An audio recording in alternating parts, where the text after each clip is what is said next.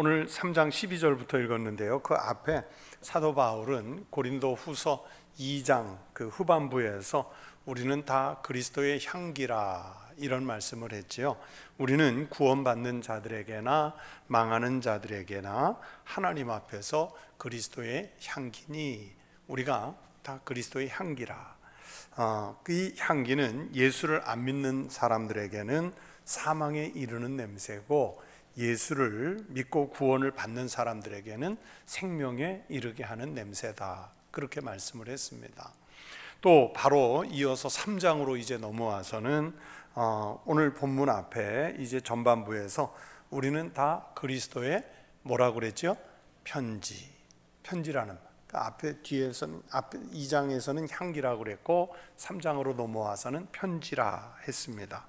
너희는 우리로 말미암아 나타난 그리스도의 편지니 이는 먹으로 쓴 것이 아니요 오직 살아계신 하나님의 영으로 쓴 것이며 또 돌판에 쓴 것이 아니요 오직 육의 마음판에 쓴 것이라. 그래서 우리는 이제 율법에 속한 사람들이 아니라 하나님의 영, 즉 성령의 감동이 돼서 마음에 새겨진 은혜로 살아야 할 사람들이다. 그러니까 율법에 얽매인 사람들이 아니라 마음에 새겨진 성령의 감동으로 살 사람들이라고 설명을 해요. 그러면서 이제 오늘 본문 바로 앞 6절부터 11절에서는 바울 자기는 어떤 존재냐? 돌판에 새겨진 그 구약의 율법의 일꾼이 아니라 하나님의 그 영, 성령이죠. 하나님의 영으로 마음판에 새긴 새 언약의 일꾼. 여기서 새 언약은 예수님의 복음을 말해요. 이 새 언약의 일꾼으로서 얻게 되는 영광은 옛 언약인 율법의 직분이 주는 영광하고는 비교할 수 없을 정도로 아주 탁월한 영광이다. 이 복음은 구약의 율법과 비교할 수 없는 영광이다. 탁월한 영광이다. 그 말씀을 해요. 그러면서 그 내용을 설명하려고 사라질 옛 영광의 상징 중에 하나를 예를 들어서 설명을 합니다. 그것은 바로 모세가 시내산에 올라갔다가 그 산에서 내려올 때 얼굴에서 광채가 났잖아요. 그리고 그것 때문에 사람들이 두려워해서 그 모세의 얼굴을 제대로 보지를 못했습니다.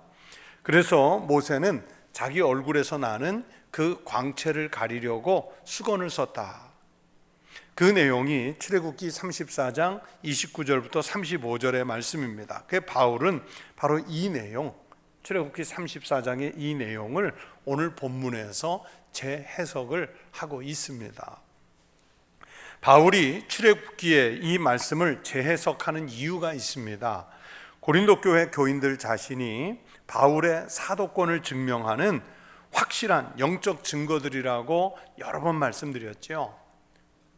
바울이 그리스도 예수의 복음을 전했기 때문에 고린도 교회가 생겼고, 그러면서 거기에 성도들이 모여와서 고린도 교회가 됐고, 그래서 고린도 교회 교인들 자신들이 그리스도의 향기고 그리스도의 편지가 되어서 사도 바울의 사도권을 증명하는 그 자체입니다. 교회 자체가 바울의 사도권의 증명이고 목회권의 증명이고 또 이 모든 것들이 사도 바울 자신을 증명해주는 그 자체다. 그 얘기를 했어요. 그럼에도 불구하고 바울이 어떤 다른 유명인이나 다른 사도들의 추천서가 없다는 이유를 들어서 고린도 교회에 시비를 거는 사람들은 바울을 비난하고 그의 사도권을 의심하는 이런 행태를 보여주고 있습니다. 그러면서 고린도 교회가 다시 한번 또 바울의 사도권 때문에 큰 분란에 빠지게 됐지요. 이런 사고 자체가 바로 옛 영광을 추구하는 것과 같은 어리석은 모습이라 이렇게 바울이 지적을 하고 있습니다.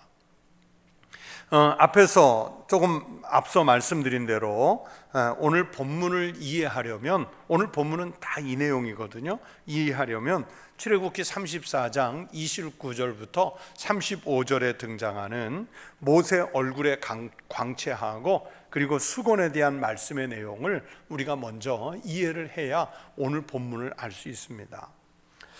출애굽을 한 이스라엘 백성들이 광야길을 가다가 시내 반도에 있는 시내산 인근에 도착을 하게 됐습니다. 여기서 모세가 하나님의 계명을 받기 위해서 시내산에 올라가 기도를 했는데 그게 40일 기간이었어요. 그 40일 시내산에서 기도하는 중간에 하나님으로부터 두 돌판에 하나님이 직접 써주신 이 십계명 돌판을 받게 됐습니다. 그것을 받아가지고 이제 여호수아를 대동해서 산을 내려오고 있는데 이 백성들이 머물러 있는 곳에 큰 노랫소리가 들리고 춤추는 모습들이 보이는 거예요. 왜 그랬을까요? 이스라엘 백성들이 자기네 출애굽을 이끌어준 모세가 보이지 않으니까 야, 이거 큰일 났다. 모세는 어디 갔냐? 하나님은 계시기는 한 거냐? 그러면서 아론을 다그쳐 가지고 금붙이들을 모아서 금송아지를 만들어 놓고 이 금송아지가 여호와 하나님이다. 우리가 이것을 섬기자. 그러면서 하나님을 섬긴다는 그 명분을 가지고 금송아지를 섬겼던 거예요. 그 금송아지 앞에서 하나님을 기쁘게 한다고 춤을 추고 노래하고 그러면서 우상 숭배를 했어요. 모세가 여호수아와 함께 내려오다 보니까 이거 가관이거든요. 가관이에요. 그래서 거기에서 모세가 분노해서 그 두 돌판을 산 아래로 던지었고 이게 깨져버렸죠. 그게 이제 출애굽기 32장의 내용입니다. 그리고 출애굽기 34장에서 다시 모세가 하나님의 부름을 받고 이번에는 두 개의 돌판을 만들어서 시내산에 올라갔고 먼저처럼 하나님으로부터 계명을 받게 됩니다. 여호와께서 모세에게 이르시되 너는 돌판 둘을 처음 것과 같이 다듬어 만들라. 내가 깨트린 처음 판에 있던 말을 내가 그 판에 쓰리니. 그렇게 하나님께서 돌판에 계명을 쓰실 수 있도록 돌판을 준비해서 시내산에 올라가 하나님을 대면해서 다시 그 계명을 받아가지고 내려오게 됩니다. 그런데 이번에는 산에서 내려오는 모세의 얼굴에 광채가 나는 거예요. 모세가 그 증거의 두 판을 모세의 손에 들고 시내산에서 내려오니 그 산에서 내려올 때에 모세는 자기가 여호와와 말하였으므로 말미암아 얼굴 피부에 광채가 나나 깨닫지 못하였더라. 모세는 지금 하나님을 만난 바람에 얼굴에 광채가 나는데 자기는 몰라요. 우리 여성분들 요즘에 좋은 화장품 써서 이렇게 얼굴 광채 나는 분들이 있지요. 있어요. 그건 자기가 화장품을 발랐기 때문에 난다는 거 알고 바른 거잖아요. 모르고 바르셨어요? 알고 바른 거예요. 그런데 모세는 자기가 뭐 광을 내려고 얼굴에 무슨 로션을 바르고 막 그런 게 아니에요. 하나님을 만났기 때문에 그냥 그 얼굴이 빛나서요. 모세 자신은 그런데 자기 얼굴에 이런 광채가 난다는 것을 깨닫지 못했는데 아론과 산 밑에서 기다리고 있었던 백성들은, 이스라엘 백성들은 내려오는 모세를 보니까 얼굴에 광채가 나요. 그 광채를 보니까 두려워서 모세의 얼굴을 제대로 쳐다볼 수가 없었어요. 그래서 모세는 이제 뒤늦게 알고 백성들과 편안하게 대면하기 위해서 수건으로 얼굴을 가려서 광채가 밖으로 나가지 못하게 했지요. 모세가 그들에게 말하기를 마치고 수건으로 자기 얼굴을 가렸어요. 이것이 말씀드린 대로 출애굽기 34장에 나오는 내용이고요. 바울이 바로 이 사건을 두 번째 올라갔던 출애굽기 34장에 이 사건을 인용해서 오늘 본문에서 고린도 교회에 자기가 전하려고 하는 말씀을 해석해서 전하고 있는 겁니다. 사도 바울이 설명하고자 하는 의도가 있습니다. 여러분, 이 말씀에서 모세는 옛 언약의 중보자를 상징해요. 모세 얼굴의 광채는 여러분 영원한 광채가 아닙니다. 물론 모세가 좀 그 광채가 오래 가서 살아있는 날들 동안에는 계속 광채가 났을 수는 있겠지만, 그러나 죽으면 사라질 광채예요. 모세의 얼굴이 이렇게 빛난 것은 시내산에서 하나님의 계명을 받을 때 하나님의 영광을 본 것 때문에 그 영향으로 일시적으로 빛날 수 있었습니다. 그러나 이 광채는 영원히 빛날 광채도 아니고 시간이 지나면 자연히 소멸될 그런 광채입니다. 다만 백성들이 잠시 동안이라도 모세 자신에게 접근할 수 있도록 그 얼굴을 수건으로 가린 거지요. 그러니까 백성들이 그 광채를 보지 못하도록, 두려워하지 못하도록 임시적으로, 임시방편으로 가려준 거예요. 그래서 바울이 오늘 본문 13절에서 이렇게 말씀하지요. 우리는 모세가 이스라엘 자손들에게 장차 없어질 것의 결국을 주목하지 못하게 하려고 수건을 그 얼굴에 쓴 것 같이 아니하노라. 모세 얼굴이요, 여러분 아무리 빛나봐야 뭐라고 그랬냐면 장차 없어질 것의 결국이라고 표현을 했습니다. 그런데 굳이 왜 얼굴을 가려야 했을까요? 그리고 바울은 그것을 왜 장차 없어질 것의 결국이라는 표현을 썼을까요? 예수님이 공생애를 시작하시기 전 광야에서 40일간 금식 기도를 하시면서 마귀에게 몇 가지 시험을 받으시죠? 몇 가지 시험을 받으세요? 세 가지 시험을 받으시는데 그 내용은 우리가 마태복음하고 누가복음 순서가 좀 다르니까 그냥 편하게 얘기를 하면 돌이 떡이 되게 해서 먹으라 하는 시험 하나 하고, 또 한 가지는 이제 그 성전 높은 꼭대기에서 뛰어내려라. 그러면 천사가 너를 받들어서 하나도 다치지 않게 안전하게 받아줄 것이다. 또 마귀가 높은 곳에 데려가 천하만국의 영광을 보여주면서 나에게 경배해라. 그러면 이 천하만국을 다 너에게 주겠다. 이런 시험이었어요. 여러분, 이 세 가지 시험 중에서 한 가지 또는 두 가지만 해내도요, 사람들이 예수를 어떻게 볼까요? 야, 진짜 대단하다. 기적적인 인물이다. 저분이 진짜 메시아 그리스도인가 보다. 그래서 예수님을 더 우러러 보고 경배의 대상으로 삼아서, 그렇게 되면 예수가 메시아 또는 그리스도 노릇하기가 훨씬 수월할 것 아니겠습니까? 그런데 예수님은 이 세 가지 시험을 하나도 수용하지 않으셨어요. 이 세 가지 중에 한 가지만 해도 훨씬 더 쉽게 메시아 일을 할 수 있으셨을 텐데 쉬운 길을 포기하셨어요. 자, 그랬던 것처럼 모세도 자기 얼굴이 빛나면 훨씬 더 권위가 있지 않겠습니까? 사람들이 모세를 볼 때마다 야, 진짜 하나님 만나고 오니까 저렇게 얼굴이 반짝반짝 빛나는구나, 감히 우리가 정면으로 쳐다볼 수 없겠구나 하는 그 경외하는 마음으로 모세를 대하지 않을까요? 우리들은 어떻게 하든지 남들보다 훨씬 더 우월한 권위를 가지고 싶어 하지 않습니까? 자기가 의도하지 않았어도 사람들이 두려워하는 이런 광채를 갖게 됐는데, 이걸 기회로 해서 더 힘이 센 모세의 권위를 올려줄 수 있는 것 아니었겠습니까? 그런데 모세는 그런 기회를 접어두고 자기 얼굴을 왜 수건으로 가리려고 했을까요? 우리는 작은 거 하나만 가지고 있어도 어떻게 하든지 내세우고 자랑하고 사람들에게 그걸 이용해서 내가 당신보다 권위가 높다 이거 말하고 싶은데, 모세는 왜 오히려 그것을 포기하고 얼굴을 가렸을까요? 사도 바울은 그것을 영적으로 해석하고 있습니다. 바울에 의하면 모세는 율법의 상징인 광채를 가렸다는 거예요.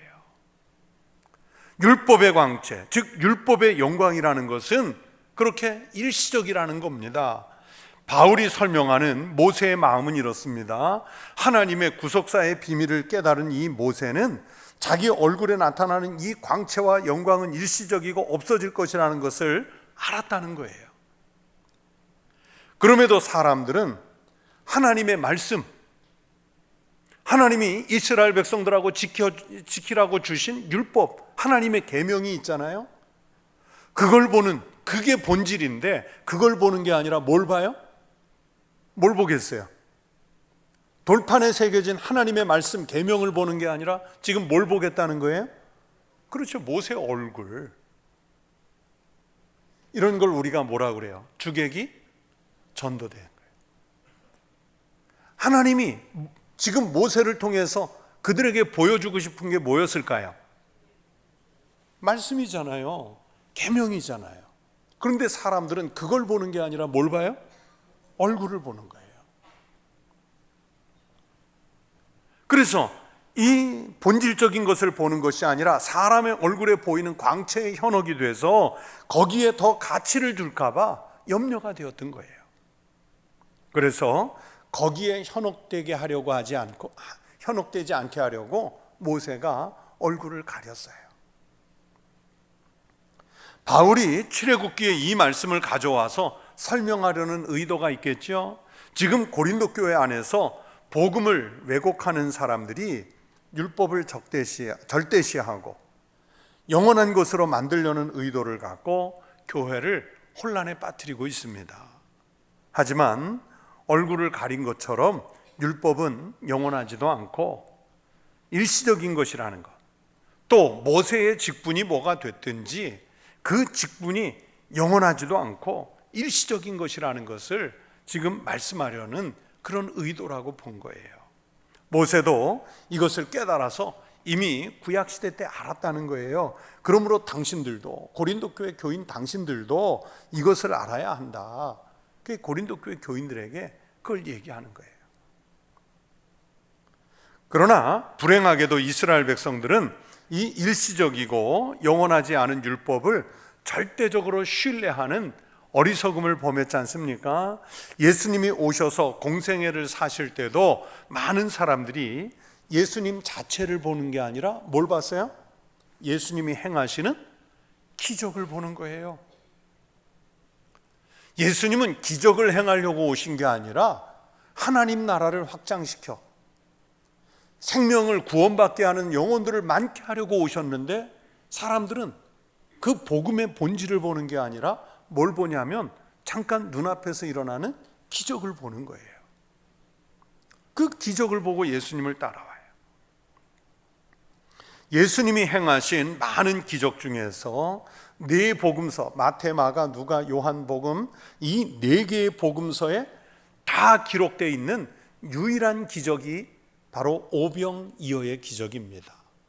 다른 복음들은, 그 기적들은 공관복음에는 있는데 요한복음에는 없고, 또 요한복음에는 있는데 다른 복음에는 없고, 다 이런데 오직 이 오병이어 기적만큼은 네 복음서에 다 기록되어 있어요. 예수님께서 보리떡 5개와 물고기 2마리를 가지고 성경에 보면 장정만 5,000명 이상을 먹였다 했는데, 여러분 성경에 계수하는 법은 전쟁에 나갈 만한 장정들의 숫자, 대략 20살에서 50세까지를 계산을 해요. 그래서 민수기에서도 60만 명이 출애굽했다 그러면 60만 명이 아니라 여자와 어린이와 노인을 포함하면 200만 명 이상으로 보는 거예요. 그러면 예수님께서 오병이어를 가지고 그 사람들을 먹이실 때 5,000명, 남자 장정 5,000명이 아니라 어린이와 여자들 포함하면 2만 명이 넘을 거예요. 지금도 보세요. 남자가 많습니까? 여자가 많습니까? 예수님 때도 아마 그러지 않았을까? 또 엄마 오니까 어린이들 따라오고 막 그러니까 한 2만 명 넘었을 것으로 이렇게 추산을 하고 있습니다. 자, 이런 기적을 행하고 나니까 사람들의 반응이 어땠느냐? 사람들은요, 예수님을 붙잡아서 억지로 왕으로 옹립하려고 했습니다. 그러므로 예수께서 그들이 와서 자기를 억지로 붙들어 임금으로 삼으려는 줄 아시고 다시 혼자 산으로 떠나가시니라.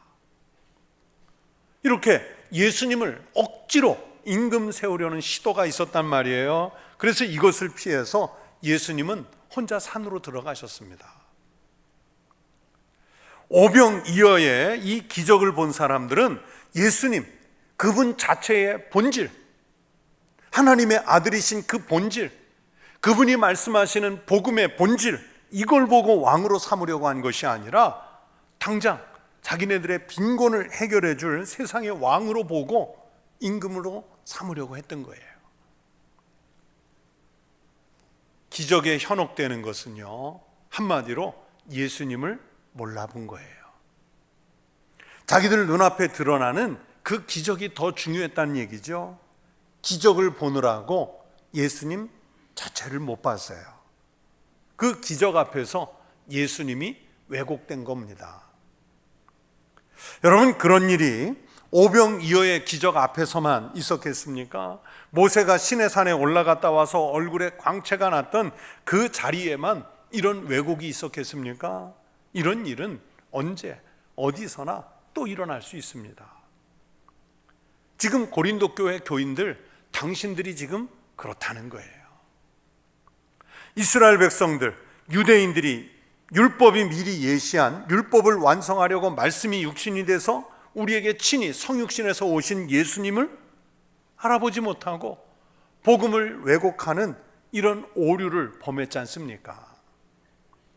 이런 현상이 지금 고린도 교회에도 일어났다는 거예요.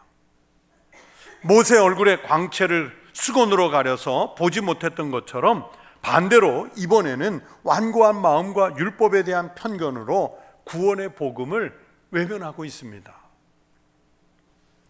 모세 얼굴을 수건으로 가렸다면 복음을 율법이라는 편견으로 덮어서 이 복음을 제대로 보지 못하는 우를 범하고 있어요. 그래서 모세는 얼굴을 수건으로 가렸지만 바울이 그러잖아요. 이 복음은 이제 수건으로 가리지 않겠다. 그 결과가 무엇이냐면 바울에게 전혀 쓸데없는 추천서를 요구하는 행태로 나타난 거예요. 율법에 대한 이 편견에 사로잡힌 거짓 교사들의 유혹에 빠진 일부 고린도 교회 교인들이 합세해가지고 바울의 이 사도직과 관련해서 추천서를 요구하는 어리석음을 범하고 있다 하는 말씀이 바로 오늘 본문 12절부터 15절까지의 내용입니다. 여러분, 이 율법의 상징인 수건과 다르게 새 언약의 복음은 절대로 일시적이지도 않고 영원한 것이에요. 그리고 복음은 죄를 정죄하고 처벌하려는 의도로 우리에게 주신 것이 아니라 죽어가는 그 생명을 살리는 생명의 법이라고 로마서 8장 2절에서 바울이 말씀하죠. 이는 그리스도 안에 있는 생명의 성령의 법이 죄와 사망의 법에서 너를 해방하였습니다. 그래서 가릴 수가 없어요.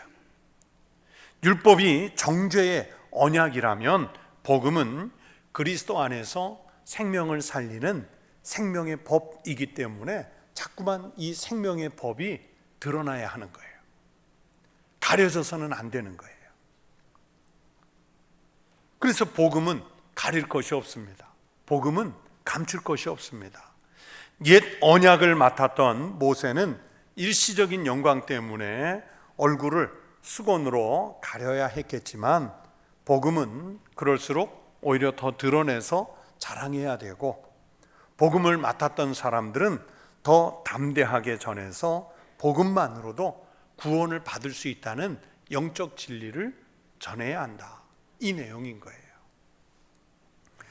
이렇게 생명을 살리는 복음을 위해서 뛰어든 바울이기 때문에 이제 바울은요, 복음을 전하면서 두려울 것도 없고 생명도 아끼지 않고 던질 수 있는 사도가 되었습니다. 새 언약과 옛 언약, 복음과 율법, 영의 직분과 율법 조문에 의한 직분은 아주 분명하게 차이가 있습니다. 복음은 믿는 사람들에게 자유를 주고 수건으로 가려야 하는 듯한 희미한 그런 영광이 아니라 누구나 궁극적으로 사모해야 하는 영광을 가져다 주는 하나님 은혜다, 이 말씀이에요. 16절부터 18절이 바로 그 말씀입니다. 제가 다시 읽어드립니다. 그러나 언제든지 주께 돌아가면 그 수건이 벗겨지리라. 주는 영이시니 주의 영이 계신 곳에는 자유가 있느니라. 우리가 다 수건을 벗은 얼굴로 거울을 보는 것 같이 주의 영광을 보매 그와 같은 형상으로 변화하여 영광에서 영광에 이르니 곧 주의 영으로 말미암음이니라. 여전히 예수를 믿고 구원을 받았다고 하면서도 옛사람의 습성에 매여 있는 사람들, 어떤 사람이 그랬다고 그러잖아요. 예수를 믿은 지 얼마 안 돼가지고 교회에 가서 담임 목사님을 보고 싶은데, 그러니까 교회 다니기 전에는 아주 불교에 열심히 있었던 사람이에요. 그래서 교회에 와서, 사무실에 와서 직원한테 그랬대요. 오늘 주지 목사님 좀 보러 왔습니다. 머릿속에는 불교식 사고가 차 있는 거예요. 그죠? 또 뭐 그렇게 타종교에 익숙해 있던 사람이 교회에 와가지고도 늘 그런 식으로 생각을 하는 거예요.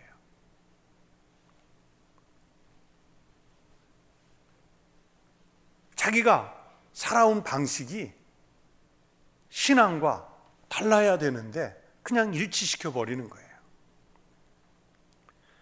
사도 바울은 자기의 영광이라고 하는 것, 뭐 바울 입장에서는 자기가 사도면 어떻고 아니면 어떻습니까? 그렇잖아요. 그런데 자기의 영광을 전혀 생각하지 않고 있는데 거짓 선생들에게 현혹이 돼가지고 교회를 혼란에 빠뜨린 이 교인들은 겉으로 드러나는 외형적인 것, 그거 찾느라고요, 교회가 형성된 본질, 즉 복음의 본질, 이걸 놓친 거예요. 그리고 자기들에게 사도로서 복음을 전했고 교회를 이루어준 그 바울을 우리 요즘 흔한 그 말로 못 잡아먹어가지고 올무를 놓는 거예요. 교회 안에다 자꾸 올무를 놓는 거예요. 복음을 전하는 사도로서의 바울의 신분, 추천서, 여러분 이런 것들이 얼마나 중요한, 뭐 그 바울 입장에서 얼마나 뭐 그게 중요하겠어요. 이미 바울이 굳이 증명서 내지 않아도 고린도 교회가 있고 고린도 교회 교인들이 있고 또 다른 사도들이 있고 또 다른 지역의 교회들이 있잖아요. 교회의 모든 사도들이 이걸 증명하고 있는데 말입니다. 그런데 왜곡된 시선으로 보는 사람들은 항상 모든 상황과 현상을 아주 삐딱한 시선으로 보지요. 그 삐딱한 시선으로 보는 사람들 때문에 어떤 모임이든지 공동체든지 또는 우리가 말하면 교회든지 어렵게 만들어요. 지금 고린도 교회 교인들 일부가 바울을 갖고 시비를 거는 것 때문에 교회가 어려워진 거예요. 그 얘기를 하는 거예요. 어떤 분이 대책 없는 사람이라는 글을 썼는데 참 재밌더라고요. 그 내용 중에 이런 내용이 나와요. 몽고 반점을 곧 죽어도 중국 음식점이라고 주장하는 사람이 있대요. LA하고 로스앤젤레스가 다르다고 우기는 사람이 있고, 의학세는 절대로 새다, 새 이름이다, 이렇게 주장한대요. 컴퓨터 바이러스가 사람 몸에도 전염을 할 수 있다, 뭐 이렇게 주장하는 사람이 있대요. 그래서 이런 주장을 끝까지 꺾지 않는 사람은 아무리 설명을 해도 들을 귀를 가지고 있지 않기 때문에 이런 사람은 대책이 없는 사람이다, 그 얘기를 해요. 여러분, 이런 사람이, 이렇게 대책 없는 사람이 세상에만 있을까요? 아닙니다. 교회 안에서 복음보다 더 중요하게 생각하는 것이 있어가지고 교회를 어렵게 만드는 사람들이 있어요. 지금 고린도 교회 일부 교인들이 그렇게 왜곡된 시선으로 바울을 보고 교회를 보기 때문에 고린도 전서에 등장했던 그 많은 문제들 때문에 교회가 어려워지고 있죠. 바울은 그걸 염려하는 거예요. 그러면 현대교회는 괜찮을까요? 신학이 발달하고 교회 조직이 단단해지고 좋은 제도와 인적 구성을 갖춘 현대교회들은 고린도 교회가 범했던 그런 실수를 범하지 않고 있을까요? 절대 그렇지 않아요. 여러분, 2000년 전에 고린도 교회처럼 분란이 일어나고 있는 우리 주변의 교회들, 가끔 소식 듣는 교회들이 있으면 보세요. 분란의 소식들이 들리는 교회들을 보세요. 주님의 몸된 교회, 그리스도의 지체인 교회와 성도라고 말은 하면서도요, 교회 생각 안 해요. 한번 분란이 일어나면 교회가 망가지든 교회가 무너지든 교인들이 떠나가든 끝까지 싸워요. 정말 교회를 생각하고 주님의 몸된 교회를 지체를 생각한다면 양보도 하고 참아야 되고 내려가기도 하고 입도 닫기도 하고 그래야 되는데 안 그러잖아요. 제가 예전에 속했던 어떤 교회는 정말 끝까지 싸우는데 교인이 한 500~600명 모이다가요 30명 남았는데도 싸워요. 그 진입하는 도로에 양쪽 편에서 플래카드를 붙였는데 뭐라고 붙였는지 아세요? 주님이 이기실 때까지 싸우겠습니다. 그 현수막을 보는 사람들이요 다 아유, 교회 얼마나 심하게 싸웠는지 9시 뉴스에도 나왔어요. 왜냐하면 그 앞에 교회 안에 있는 파고 교회 밖에 있는 파가 싸우는데 가스통 갖고서 이렇게 횃불을 들고 싸우거든요. 그러니까 교인이 30명 남았는데도 서로 주님이 이기실 때까지 싸운대요. 그들에게 과연 주님이 누굴까요? 그들에게 주님이 누구예요? 자기예요. 자기 고집, 자기 주장, 이게 주님이에요. 그냥 교회를 생각하지 않는 거죠. 자기들 명예와 체면, 자기들의 기득권의 마음을 빼앗기니까 복음이 설 자리가 없어요. 예수 그리스도의 복음이 설 자리가 없어요. 이 복음, 예배, 이런 교회의 본질적인 것보다 외형적인 우리 교회가 몇 명이 모인다, 우리 교회는 어떤 예배당을 갖추었다, 우리 교회는 이런 프로그램을 갖고 있다, 우리 교회에 어떤 유명한 사람들이 나온다, 이런 것들, 이런 겉으로 보이는 모양새가 교회 추천서라고 생각하는 사람들이 있어요. 여러분, 그게 추천서예요? 아니에요. 정말 하나님의 말씀, 우리 주님 예수 그리스도의 십자가를 통해서 주신 복음, 이게 교회의 본질이고 교회 자체고요. 그것을 믿고 따르는 신실한 성도들이 있을 때 그게 주님의 몸된 지체가 되고 교회가 되는 거지요. 밖으로는 안 드러날 수도 있어요. 사람들이 못 알아봐 줄 수도 있어요. 여러분, 이스라엘 백성들은 수백 년, 수천 년 동안 메시아를 기다렸잖아요.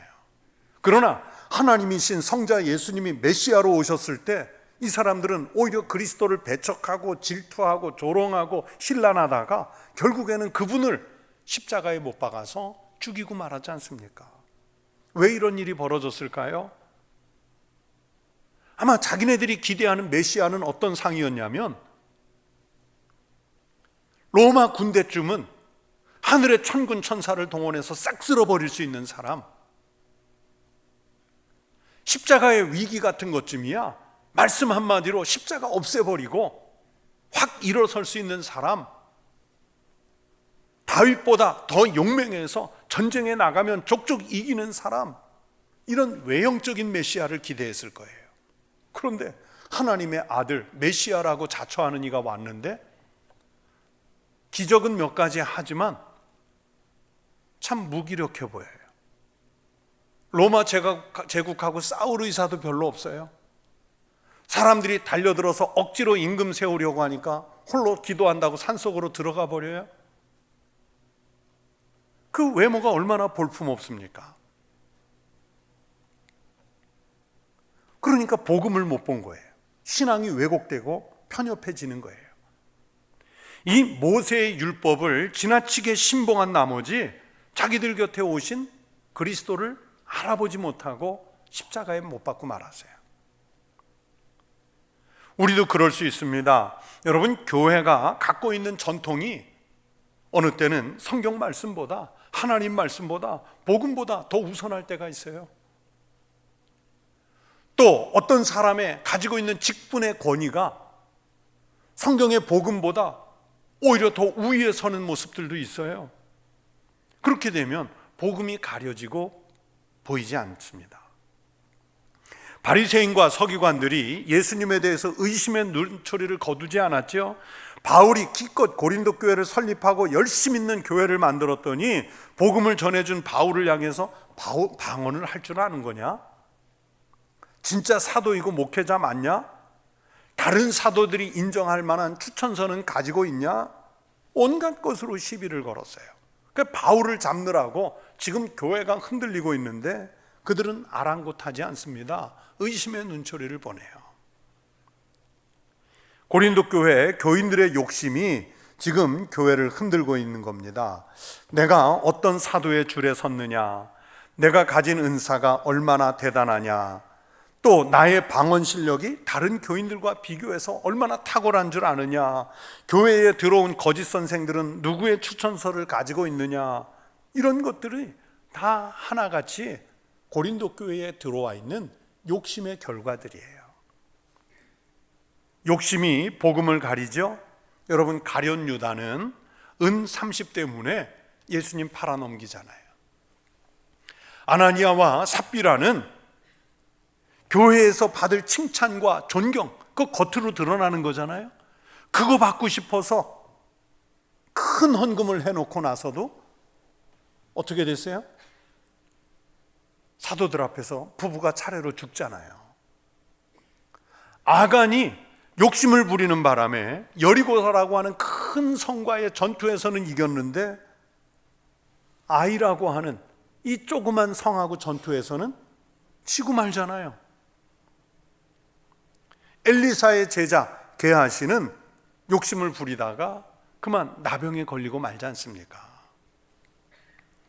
고린도 교회 교인들 중에 거짓 선생들에게 현혹된 사람들은 자기들이 바울보다 더 우위에 서려는 욕심 때문에 바울을 흔들고 교회를 흔들었어요.